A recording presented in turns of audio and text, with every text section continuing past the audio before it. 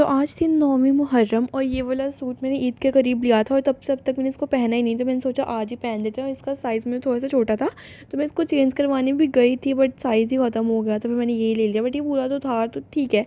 And then हम लोग गए मेरी खाला के घर। वहाँ पे ना वो लोग खीर बना रहे थे। इतने बड़ा दे चुका था उसमें कोई 60 किलोज़ आई गेस दूध उन्होंने लिया हुआ था। उसको वो खीर बनाने पे लगे हुए थे। उनसे अच्छी तो बननी नहीं थी, बात मुझे यकीन था।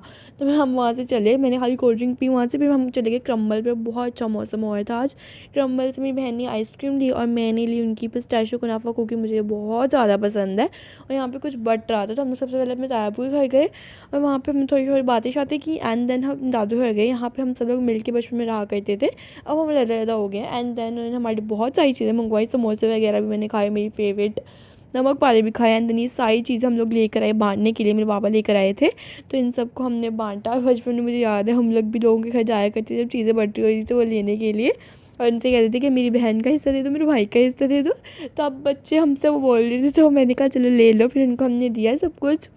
एंड देन हम लोग मेरे ताया घर वापस आ गए और हमने बहुत सारी मेरे कज़न से बातें की बिकॉज़ मेरे चाचू वगैरह जो है ना वो लोग जा रहे हैं आउट ऑफ कंट्री। 5 साल बाद वो लोग वापस आएंगे। फिर हमने खाना शाना खाया और मैंने बहुत कम खाया था बिकॉज़ मैं दिल्ली गए थे इतना। और मेरी बहन यहाँ मेरी कज़न की हेल्प करते हुए उसका काम करने में। एंड मैंने अपने कज़न के पेंट्स उठा के ना अपने हाथ पे उसमें हाथ ड्रॉ कर लिया। मुझे पता इतना अच्छा नहीं, मैंने इट्स ओके। फिर हम घर आए और रात को मुझे भूख लग गई बिकॉज़ मैंने खाना सही से खाया नहीं था। तो मैंने ये नान पड़ा हुआ था कीमे वाला, ये खाया था, ये बहुत टेस्टी था। And that's it for today guys. Make sure to like and follow. अल्लाह हाफ़िज़।